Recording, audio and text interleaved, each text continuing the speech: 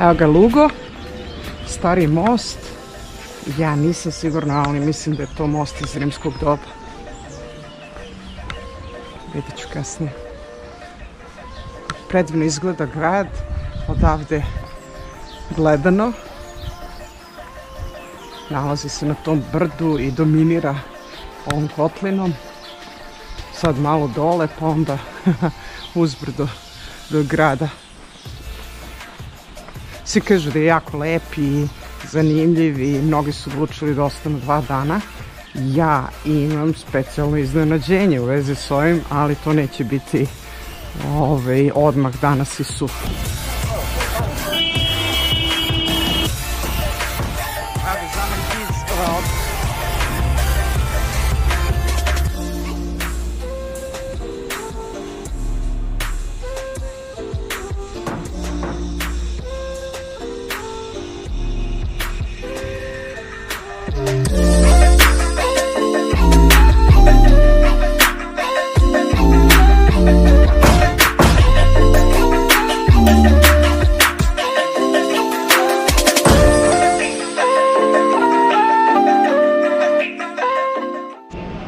Neka veštičja kuća.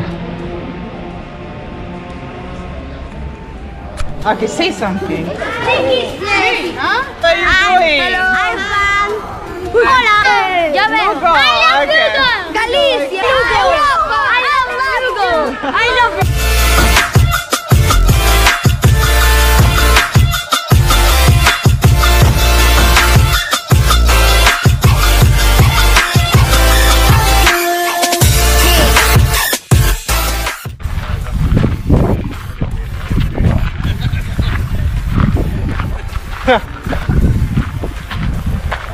Oh.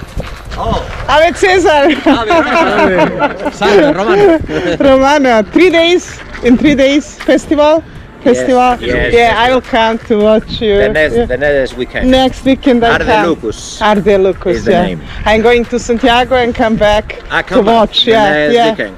Yes. I want to see that. Okay. I read it's famous. Okay, fantastic. Yeah. Enjoy. Thank you. Wow. Just take this. Gracias. Sorry.